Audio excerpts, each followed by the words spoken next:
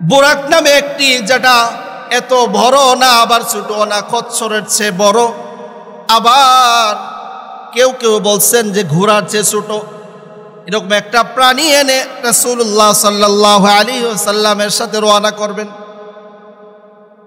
ওই বুরাক রাসূল যখন তার পিঠে উঠবে, হাদিসের মধ্যে আসছে বুরাক একটু নাড়াচড়া করতেছিল।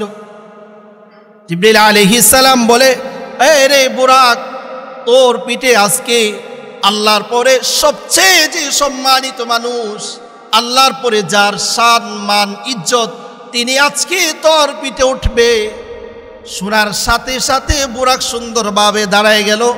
এবার মুহাম্মদ সাল্লাল্লাহু আলাইহি সাল্লাম বুরাকের উঠলেন। বুরাকে ওঠার পরে রওনা করলেন। বাইতুল মাকদিস পর্যন্ত পৌঁছে গেল অল্প সময়ের ভিতরে। ইতিহাসকারকরা বলে, সিরাতের কিতাবে আসছে রাসূল সাল্লাল্লাহু আলাইহি সাল্লাম সেখানে যাওয়ার পরে সমস্ত নবীদেরকে আল্লাহ পাক কুদরতিভাবে বাবা আদম আলাইহিস সালাম থেকে নিয়ে ঈসা আলাইহিস সালাম পর্যন্ত সমস্ত নবীদেরকে আল্লাহ পাক বাইতুল মাকদিসে একত্রিত করে রাখছিলেন। বিসমিল্লাহির রহমানির রহিম। সুবহানাল্লাযী আসরা বিআবদিহি লাইলাম মিনাল মাসজিদিল হারাম إلى المسجد الأقصى الذي باركنا حوله لنريه من آياتنا إنه هو السميع البصير صدق الله العظيم وصدق رسوله النبي الكريم ونحن على ذلك من الشاهدين والشاكرين والحمد لله رب العالمين. وقال تعالى في شان حبيبه ومحبوبه إن الله وملائكته يصلون على النبي يا أيها الذين آمنوا صلوا عليه وسلموا تسليما اللهم صل على محمد وعلى آل محمد كما صليت على إبراهيم وعلى آل إبراهيم إنك حميد مجيد اللهم بارك على محمد وعلى آل محمد كما باركت على إبراهيم وعلى آل إبراهيم إنك حميد مجيد سبحانك لا علم لنا إلا ما علمتنا إنك أنت العليم الحكيم. الحمد لله. আল্লাহ রব্বুল আলামিনের দরবারে লাখো কোটি শুকরিয়া, যে মালিক সপ্তাহের শ্রেষ্ঠতম দিনে জুমার নামাজ আদায় করার লক্ষ্যে মালিক আমাদেরকে ঘরে পৌঁছায় দিয়েছেন।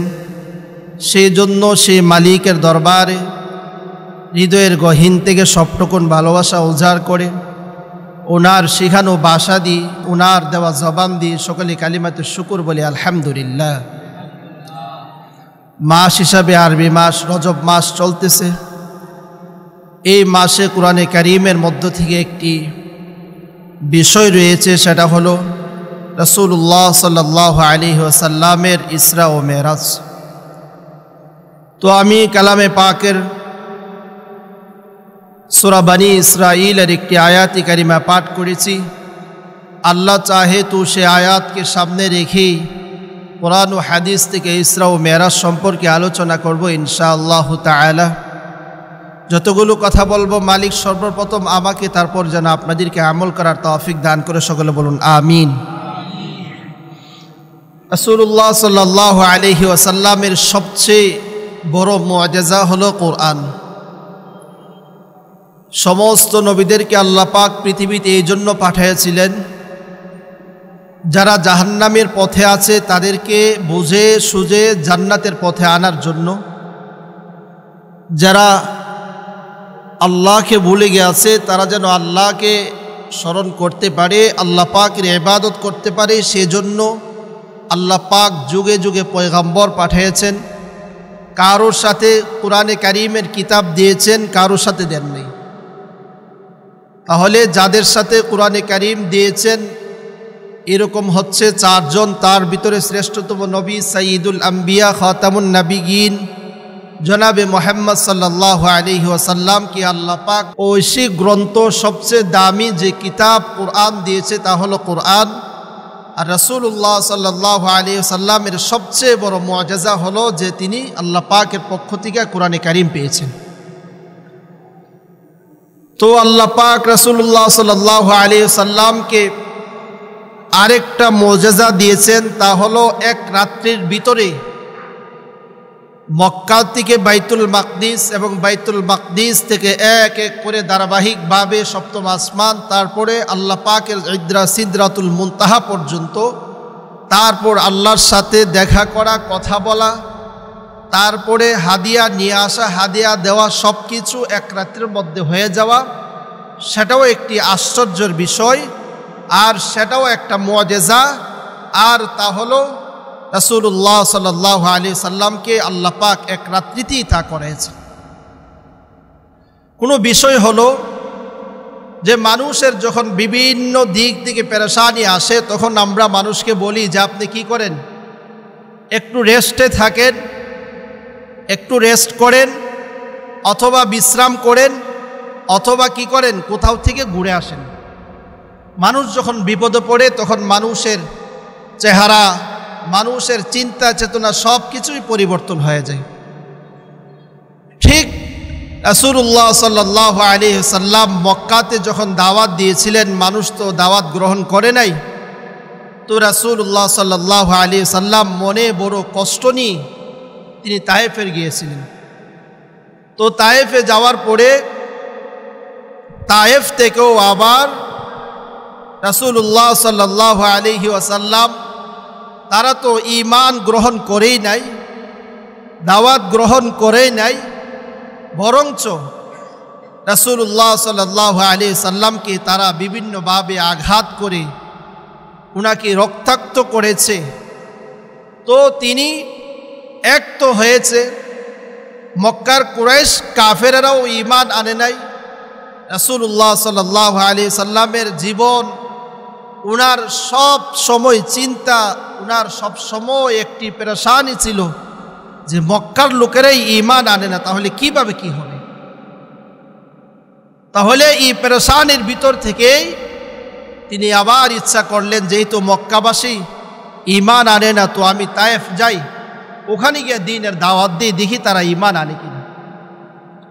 তাহলে কথা কি দাঁড়ালো, যে মানুষ যখন পেরেশানি হয়ে যায়, মানুষ যখন চিন্তিত হয়ে যায়, তখন তাকে রেস্টের জন্য কি করা হয়, অন্য কোনো ব্যবস্থা করা হয়। ঠিক তদরূপভাবে রাসূলুল্লাহ সাল্লাল্লাহু আলাইহি ওয়াসাল্লাম মক্কার কুরাইশদের থেকে ব্যর্থ হলেন, আবার তায়েফবাসীর থেকেও যখন ব্যর্থ হলেন, তখন আল্লাহ পাক বলছে হাবিবকে সান্ত্বনা দিতে হবে। হাবিবের মন অনেক খারাপ, হাবিব এত কষ্ট করতেছে কিন্তু তারা দ্বীনের দাওয়াত মানতেছে না। নিজের সময় সকাল নেই, বিকাল নেই, রাত্র নেই, 24 ঘন্টায় মানুষকে দ্বীনের কথা বলতেছে, কিন্তু মানুষ দ্বীনের কথা মানে নাই। তো তিনি এক কষ্টে জর্জরিত তায়েফ বাসে গেল, সেখানেও আবার তিনি রক্তাক্ত হলেন। তখন আল্লাহ বললে হাবিবকে আমি কি করতে হবে, আমার কাছে এনে হাবিবকে সান্ত্বনা দিতে হবে।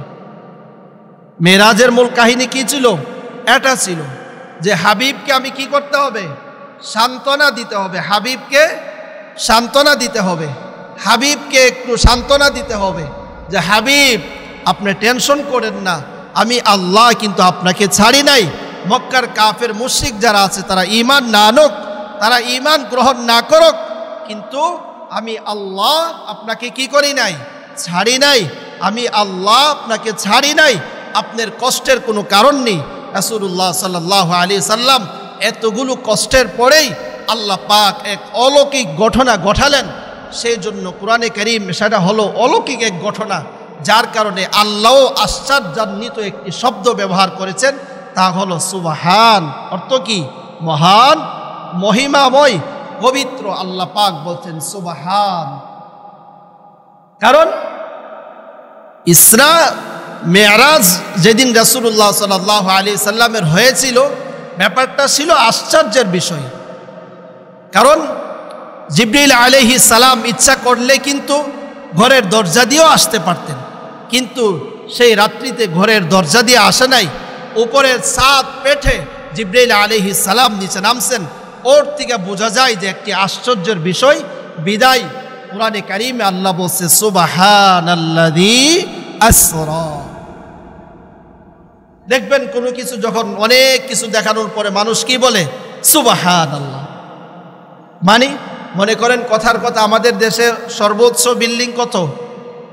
ওই 30-40 চলতেছে। তা আপনি যদি বাংলাদেশের ভিতরে 100 তলা বিল্ডিং দেখেন, কি বলবেন? যদি আপনি দিনদারি নামাজি হন সুবহানাল্লাহ, আর যদি আপনি বেনামাজি হন কইব কিতারে বা এত কিতা। তাহলে আপনি যা কিছু দেখবেন, হোট করে যদি কোনো আশ্চর্যের বিষয় দেখেন, আপনি মুমিন ইমানদার হলে বলবেন সুবহানাল্লাহ। তাহলে ঠিক তদ্রূপভাবে আল্লাহ নিজেই এই রাত্রিতে যা কিছু ঘটাবেন, এই জন্য কোরআনে কারীমের একটি শব্দ ব্যবহার করেছেন, তা বলছেন সুবহানাল্লাহ। কে বলছেন? আল্লাহ বলছেন। বনি ইসরাইলের প্রথম আয়াত আল্লাহ বলছেন সুবহানাল্লাহ। আল্লাহ বলেন সুবহানাল্লাযী আসরা বিআবদিহি লাইলাম মিনাল মাসজিদিল হারাম। সুবহান, পবিত্রময়, মহামান্বিত, আল্লাযী আসরা বিআবদিহি, যিনি তার বান্দাকে বিআবদিহি লাইলাম মিনাল মাসজিদিল হারাম, রাতের কিছু অংশে মসজিদে হারাম থেকে মসজিদে আকসা পর্যন্ত সফর করাইছেন। তাকে কি বলে? তাকে বলা হয় ইসরা। মানে হচ্ছে রাসূলুল্লাহ সাল্লাল্লাহু আলাইহি সাল্লাম যে রাত্রে ভ্রমণ করেছেন, এটাকে দুই ভাগ করা হয়েছে। এক ভাগ হলো মসজিদে হারাম থেকে বাইতুল আকসা পর্যন্ত, আরেক ধাপ হলো মসজিদে আকসা থেকে ধাপে ধাপে এক আসমান দ্বিতীয় আসমান করে করে আল্লাহ পাক পর্যন্ত পৌঁছা। তাহলে রাত্রের যে সফর হয় তাকে কি বলা হয়? ইসরা বলা হয়। লাইলাম মিনাল মাসজিদিল হারাম, কিছু রাত্রের কিছু অংশে, তাও একবারে মাগরিব থেকে নিয়ে না, এশারের পরে রাত্রের কিছু অংশ থেকে তিনি তার বিআবদিহি, একজন প্রিয় বান্দাকে, একজন দাসকে, একজন গোলামকে আল্লাহ পাক মসজিদে হারাম থেকে মসজিদে আকসা পর্যন্ত সফর করাইছে। কত দূরত্ব! এখন আমি আপনি যদি যাই অনেক সময় লাগবে, কিন্তু রাত্রের কিছু অংশে এত অল্প সময়ে আল্লাহ পাক মসজিদে হারাম থেকে মসজিদে আকসা পর্যন্ত হাবিবকে নিয়ে গেছেন, আবার আকসা থেকে দাপে দাপে আল্লাহ পর্যন্ত নিয়ে গেছেন। স্বাভাবিক কোনো কথা না। এই জন্যই আল্লাহ বলছে সুবহানাল্লাযী আসরা। বুঝছেন কথা? তাহলে এটা কি জন্য? হাবিবকে সান্ত্বনা দেওয়ার জন্য, যে হাবিব আপনাকে কিন্তু আমি কি করি নাই, ছাড়ি নাই। কারণ আপনি যাকে না দেখতে পারবেন, স্বাভাবিকত আমাদের ভিতরে একটা অভ্যাস, দেখবেন আপনি যখন আমাকে দেখতে পারবেন না, তখন আপনি শুধু আমার দোষগুলো কি করবেন, খুঁজবেন। স্বাভাবিকত এটাই। মক্কার কাফের মুশরিকরা তো রাসূলুল্লাহ সাল্লাল্লাহু আলাইহি সাল্লামকে ভালোবাসে নাই, দেখতে পারে নাই, বিদায় কিছু থেকে কিছু হলেই কি করত? দেখছো যে আব্দুল্লাহর ছেলে মুহাম্মদ আমাদেরকে বিভিন্নভাবে খালি দাওয়াত দেয়, কিন্তু তার আল্লাহই তাকে কি করছেন, ভুলে গেছেন। নাউজুবিল্লাহ। হাবিব মুহাম্মদ সাল্লাল্লাহু আলাইহি ওয়াসাল্লাম যখন বিভিন্নভাবে নির্যাতিত হয়েছেন, মক্কার মানুষগুলো ঈমান আনে নাই। এইদিকে আবার তায়েব গিয়েছেন, সেখানেও তারা ঈমান আনে নাই, বরঞ্চ রাসূলুল্লাহ সাল্লাল্লাহু আলাইহি সাল্লামকে এত পরিমাণে মারছে। আম্মা জান আয়েশা রাদিয়াল্লাহু তাআলা আনহা বলেন, ইয়া রাসূলুল্লাহ, আপনার পিঠে যে দাগগুলো দেখা যায় সে দাগগুলো কিসের?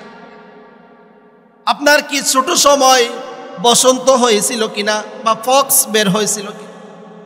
রাসূল সাল্লাল্লাহু আলাইহি সাল্লাম বলে, আম্মা জান, বলে আয়েশা গো, এরকম কোনো বিষয় না। আমি যখন তায়েফে গিয়েছিলাম, তায়েফের মানুষগুলো আমাকে পাথর দিয়ে জর্জরিত করেছে, আজও পর্যন্ত সে দাগ রয়ে গেছে। আমি যদি ইসলামের জন্য 19 থেকে 20 হই, কিন্তু আমি আপনি ইসলামের জন্য নাই। মানে এত শীত চলতেছে, যদি একটু শীত বেশি পড়ে তাহলে কিন্তু আমার আপনার ফজর নামাজ নাই। তাহলে রাসূল এত পরিমাণে মের খেয়েছে, তারপরও কিন্তু দিনের দাওয়াত দেওয়া বাদ দেয় নাই। এ অবস্থায় হওয়ার পরে হাবিবকে আল্লাহ বলছে, হাবিব, আপনি এত কষ্ট করছেন দ্বীনের জন্য, এবার আপনাকে আমি আল্লাহ এক আশ্চর্যজনিত বিষয় ঘটাবো, আর সেটাই হলো ইসরা। এত সম্ভব না। অল্প সময়ের ভিতরে রাত্রির বেলা মুহাম্মদ সাল্লাল্লাহু আলাইহি সাল্লাম ঘুমান্ত ছিলেন। জিবরাইল আলাইহিস সালাম, মিকাইল অথবা ইসরাফিল, দুইজন ফেরেশতা এসে হাবিবের পাশে বসে হাবিবকে ঘুম থেকে উঠাইয়া উম্মে হানির ঘর থেকে নিয়ে আসলো হারাম বাইতুল্লাহ নিয়ে এসে রাসূলুল্লাহ সাল্লাল্লাহু আলাইহি সাল্লামের বক্ষ বিদীর্ণ করলো, ওপেন হার্ট সার্জারি করলো। করার পর রাসূলুল্লাহ সাল্লাল্লাহু আলাইহি সাল্লামের সব কিছু ভিতর থেকে পরিষ্কার করে হিকমত এবং ইলম দ্বারা আবার তা পুনরায় সুন্দরভাবে সব কিছু ওপেন হার্ট জারি করে রাসূলুল্লাহ সাল্লাল্লাহু আলাইহি সাল্লামকে নিয়ে রওনা দিয়েছে। এবার তিনি কি আপনি হেঁটে যাবেন না? বুরাক নামে একটি, যেটা এত বড় না আবার ছোট না, খচ্চরের চেয়ে বড়, আবার কেউ কেউ বলছেন যে ঘোড়ার চেয়ে ছোট, এরকম একটা প্রাণী এনে রাসূলুল্লাহ সাল্লাল্লাহু আলাইহি ওয়াসাল্লামের সাথে রওনা করবেন। ওই বুরাক রাসূল যখন তার পিঠে উঠবে, হাদিসের মধ্যে আসছে বুরাক একটু নাড়াচড়া করতেছিল।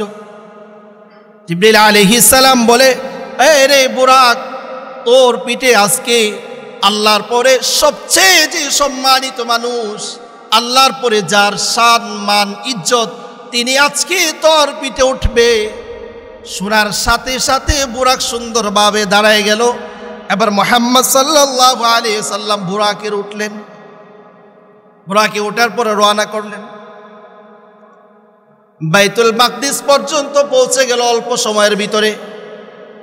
ইতিহাসকারকরা বলে, সিরাতের কিতাবে আসছে রাসূল সাল্লাল্লাহু আলাইহি সাল্লাম সেখানে যাওয়ার পরে সমস্ত নবীদেরকে আল্লাহ পাক কুদরতিভাবে বাবা আদম আলাইহিস সালাম থেকে নিয়ে ঈসা আলাইহিস সালাম পর্যন্ত সমস্ত নবীদেরকে আল্লাহ পাক বাইতুল মাকদিসে একত্রিত করে রাখছিলেন। স্বাভাবিকত যখন কোনো সমাগম হয় তো সবারই মনে চায় আমি একটু কথা বলি।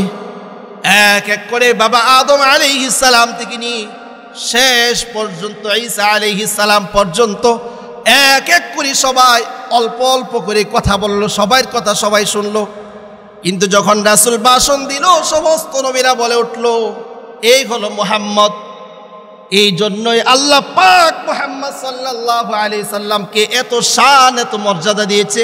তিনি যে ভাষণ দিয়েছেন, আমাদের সমস্ত নবীদের ভাষণের চেয়ে ব্যতিক্রম এক ভাষণ দিয়েছে।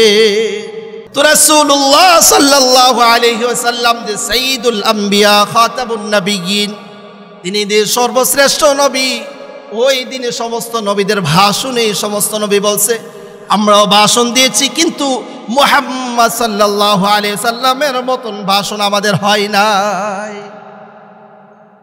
স্পেশালি তিনি ভাষণ দিয়েছেন। তাহলে হাবিবকে কেন মেরাজ করালেন? হাবিবকে মেরাজ করানোর একটি কারণ হলো যে হাবিবকে সান্ত্বনা দেওয়ার জন্য। কষ্ট পেয়েছে, মক্কার মানুষগুলো ঈমান আনে নাই, তো তিনি তায়েব গিয়েছেন, সেখানের মানুষও ঈমান আনে নাই। ওনাকে রক্তাক্ত করার কারণে আল্লাহ পাক বলছে হাবিবকে আবার আমার কাছে নিয়ে আসো। আর এরকম করে হাবিবকে জিবরাইল আলাইহিস সালামের মাধ্যমে সফর শুরু হয়ে গেল। ধারাবাহিকভাবে যখন তিনি হাঁটতেছেন, মদিনাতুল মুনাওয়ারাতে যখন তিনি গেলেন, মদিনাতে যাওয়ার পরে মদিনার পূর্বের নাম ছিল ইসরিফ। জিবরাইল আলাইহিস সালাম বলে, ইয়া হাবিব আল্লাহ, ইয়া রাসূলুল্লাহ, আপনি 2 রাকাত নামাজ পড়েন। কাছে 2 রাকাত নামাজ পড়লাম। পড়ার পর জিজ্ঞাসা করলো, ভাই জিবরিল, এখানে কেন নামাজ পড়লাম? বললো, এই জমিনের নাম হলো ইসরিফ, যেটা আপনি আসার পরে হয়ে যাবে মদিনাতুর রাসূল।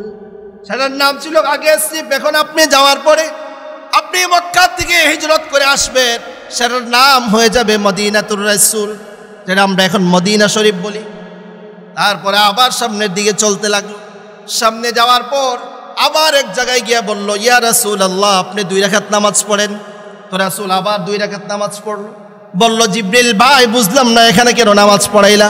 বললো, এখানে নামাজ পড়লেন, এখানে হলো হযরত মূসা কালিমুল্লাহ আল্লাহর সাথে কথা বলছিল। মূসা আলাইহিস সালাম কিন্তু আল্লাহর সাথে কথা বলছিল, জানেননি?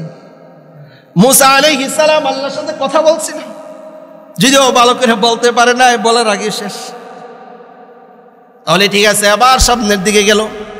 আরেক যাওয়ার পর বলল, হাবিব, এখানে 2 রাকাত নামাজ পড়েন।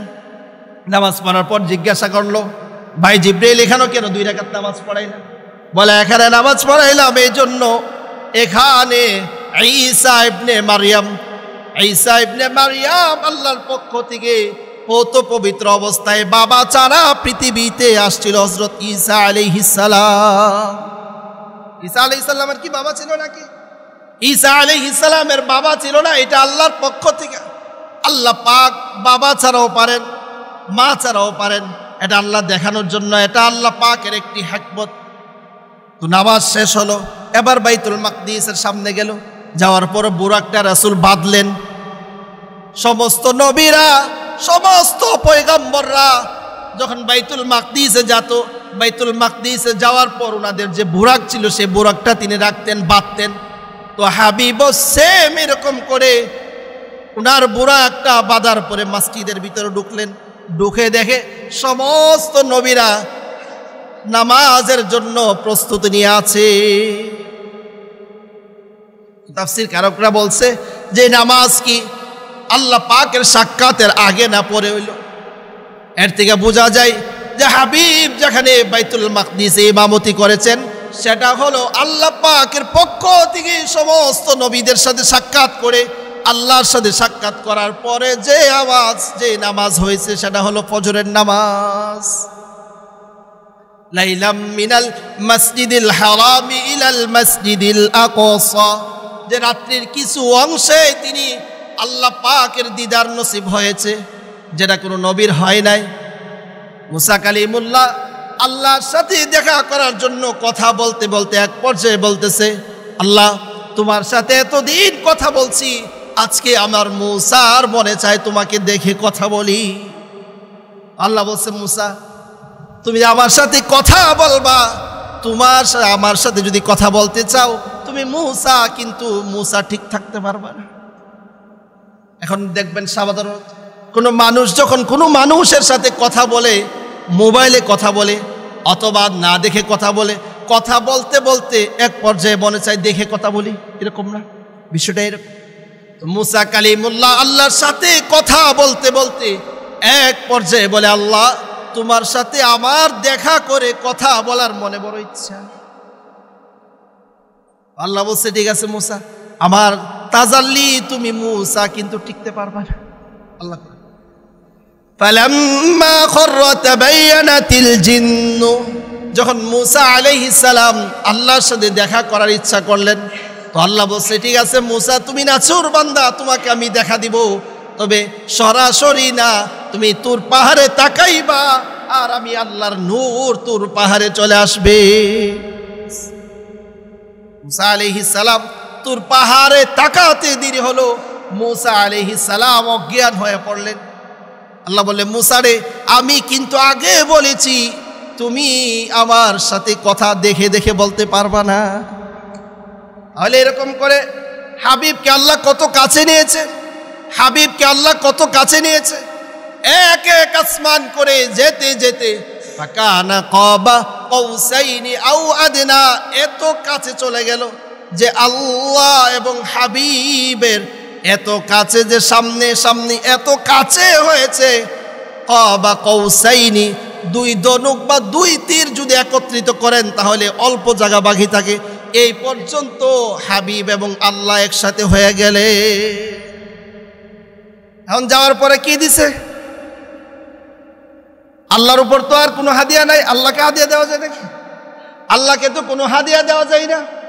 কিন্তু হাবিব আল্লাহর জন্য নিয়ে গেলেন না, তাহিয়াতু লিল্লাহি ওয়াসসালাওয়াতু ওয়াত-তাইয়্যিবাত, নামাজে যে আমরা তাহিয়াত পড়ি আর তাহিয়াতু সেটা নিয়ে গেলেন।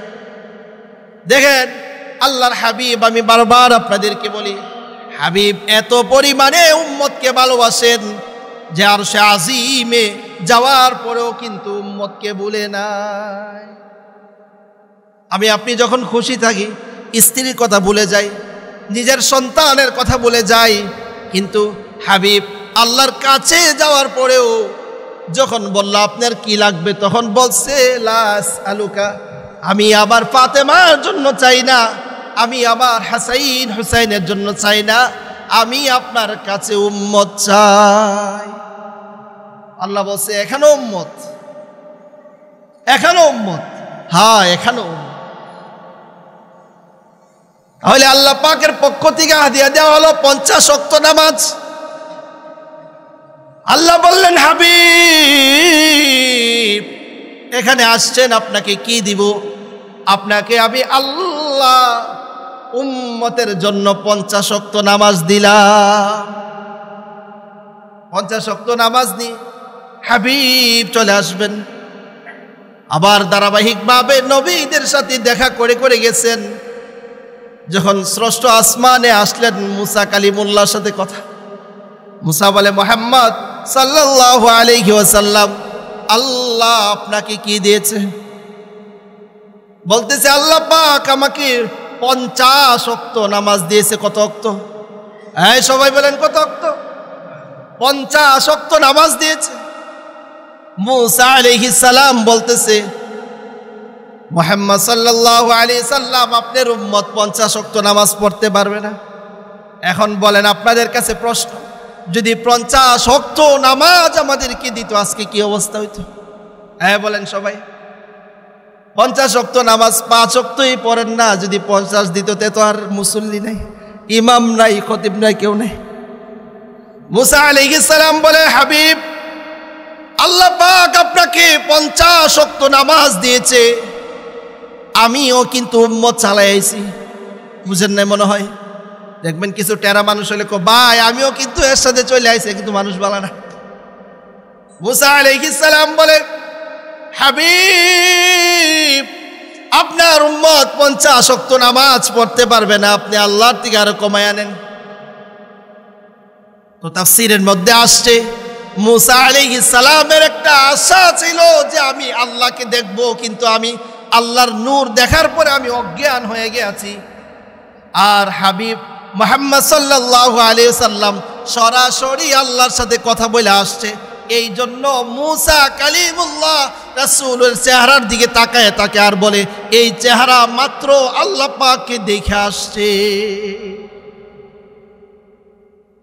যে যাকে বেশি দেখতে ভালোবাসে দেখবেন কথা খালি বাড়াই।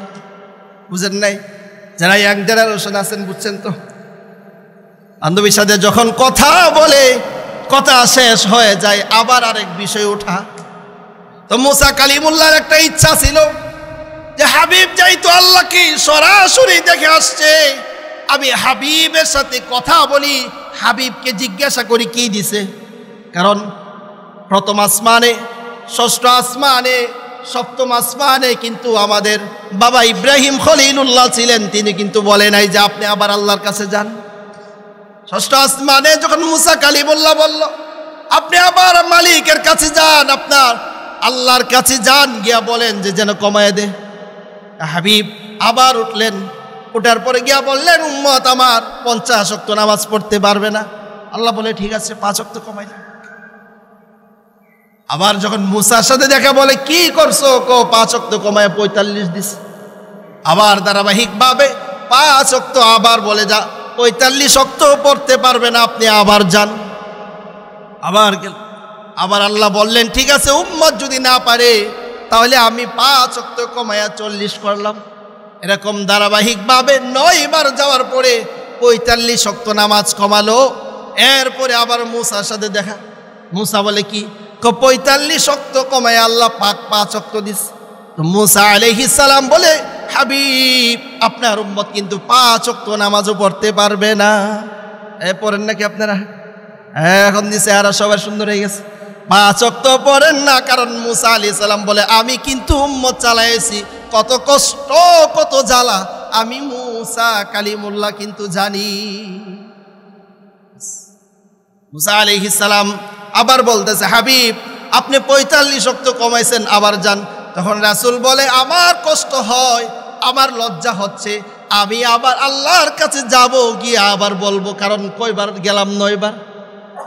এতবার যাওয়ার পরে দিল আল্লাহ 50 ওয়াক্ত, কমাইতে কমাইতে নিয়ে আসলাম 5 ওয়াক্ত। এখন যদি আবার আমি আল্লাহর কাছে যাই, আমি মুহাম্মদের লজ্জা হয়, আমি আর আল্লাহর কাছে যাব না নামাজের ব্যাপারে। যখন 9 বারের মাথায় গেল তখন আল্লাহ ঘোষণা দিয়েছেন, হাবিব আপনার উম্মত যদি 5 ওয়াক্ত নামাজ পড়ে আমি আল্লাহ 50 ওয়াক্তের নামাজের সওয়াবে দিব।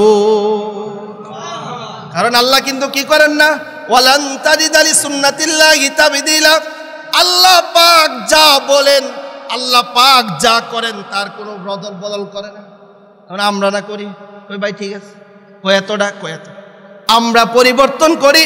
আল্লাহ বলছে প্রথমে, হাবিব আপনাকে 50 ওয়াক্ত দিলাম, আপনার অনুরোধে আপনার এই আরজিতে কমাইতে কমাইতে 5 ওয়াক্ত নিয়ে আসলাম।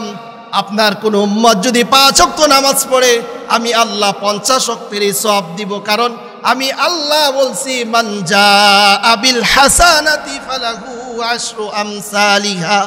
কোন বান্দা যদি একটা নেক কাজ করে আমি আল্লাহ 10টা সওয়াব দিব তাকে। নেক কাজ একটা করলে সওয়াব কয়টা? ওমান জাআ বিসাইয়াতি। আর যদি মন্দ কাজ করে আমি আল্লাহ একটা মন্দই লিখি, 10টা লিখি না। তাহলে মুসা আলাইহিস সালাম বারবার ওনার চেহারার দিকে তাকাই, আর মুসা আলাইহিস সালাম এই সান্ত্বনা নিতেছেন যে আমি মুহাম্মদকে এতবার দেখি, কারণ হলো মুহাম্মদ প্রত্যেকবার আল্লাহর সাথে গিয়ে দেখা করে কথা বলে আসে, আমি মুসা কালিমুল্লাহ সেটা পারি নাই। এই জন্য আমি হাবিবুল্লাহকে বলছি বারবার গিয়ে। কেন কমাইছে বারবার? এই জন্য মুসা আলাইহিস সালামের জামানায় 3 ওয়াক্ত নামাজ ছিল, কিন্তু উম্মত এতটাই ছিল যে 3 ওয়াক্ত নামাজও পড়তো না। আপনারা হইলে ভালো হইতো, কারণ ফজর ছাড়া 4 ওয়াক্ত হইলে ভালো হইতো। তাহলে আল্লাহ পাক বললে হাবিবকে আমি সান্ত্বনা দেওয়ার জন্য হাবিবকে রাত্রের কিছু অংশে আমি আল্লাহ এক এক করে সমস্ত নবীদের সাথে পরিচয় করায় দিলাম, এবং এক এক করে হাবিবকে আমি আল্লাহ কাছে ডেকে এনে আদর করে সান্ত্বনা দিলাম। তাহলে লাইলাম মিনাল মাসজিদিল হারামি ইলাল মাসজিদিল আকসা আল্লাযী বারাকনা হাওলাহু লিনুরিয়াহু মিন আয়াতিনা ইন্নাহু হুয়াস সামিউল বাসীর। হাবিবকে সান্ত্বনা কেন দিল? হাবিবকে মক্কার কাফের মুশরিকরা আঘাত করে, এমনকি তায়েফবাসীও আঘাত করে। হাবিবের পিঠগুলো জর্জরিত হয়ে গেল। আম্মা জান তো বলছে এগুলো কি? আমাকে তারা পাথর নিক্ষেপ করেছে আর আমার পিঠে এরকম দাগ পড়ে গেছে। পাথর নিক্ষেপ করে আর চিটকি দিয়ে আমার পিঠ থেকে রক্ত বের হয়। আর রাসূলের এত শান, এত মান, এত ইজ্জত আল্লাহ দিয়েছে যে উনার গায়ে একটা মশা পর্যন্ত স্পর্শ করা হারাম ছিল।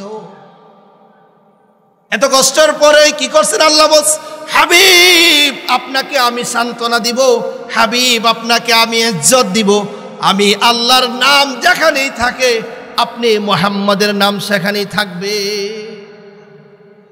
তাহলে এর থেকে কি বোঝা যায় যে কোনো মানুষ যখন কোনো কষ্টে থাকে, কোনো মানুষ যখন কষ্টে জর্জরিত হয়ে যায়, তখন আল্লাহর পক্ষ থেকে মানুষকে কি করা হয়, বিভিন্নভাবে তাকে স্বস্তির ব্যবস্থা করে।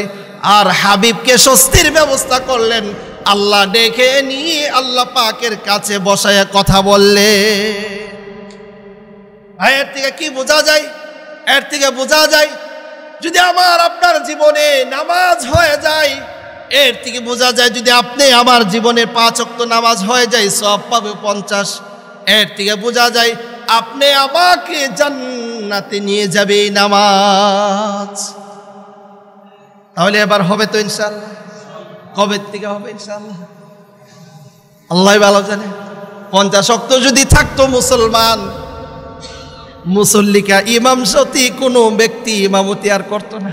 আপনারা তো দূরের কথা, কোনো ইমাম সাহেবও ইমামতি নিত না যে ভাই 50 ওয়াক্ত 24 ঘন্টার ভিতরে, তাহলে আবার এই যে 15 মিনিট যাও না, 20 মিনিট পরে পরে নামাজ বা আধা ঘন্টা পরে পরে নামাজ। আপনারাও থাকতেন না, ইমামও থাকতো না, মসজিদ থাকতো না। কিন্তু আল্লাহ পাক বলছে, হাবিব আপনার কোনো উম্মত যদি 5 ওয়াক্ত নামাজ পড়ে, আমি আল্লাহ কিন্তু যেটা বলছি সেটাই দিব। পড়বেন তো ইনশাআল্লাহ?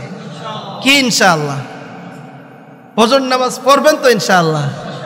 ছাড়তে ছাড়তে 35 বছর একদিনও ফজর পড়েন না, কি অবস্থা হবে বলেন? আল্লাহু আকবার। আল্লাহ পাক আমাদের সবাইকে এই রাসূলের এই মেরাজের যে শান মান ইজ্জত, রাসূলকে যে আল্লাহ পাক হাদিয়া দিয়েছেন উম্মতের জন্য, সেই হাদিয়া যেন সকলে মেনে 5 ওয়াক্ত নামাজ পড়তে পারে, সে তৌফিক দান করুন। সকলে বলুন আমিন। ওয়া আখিরু দাওয়ানা আলহামদুলিল্লাহি রাব্বিল আলামিন।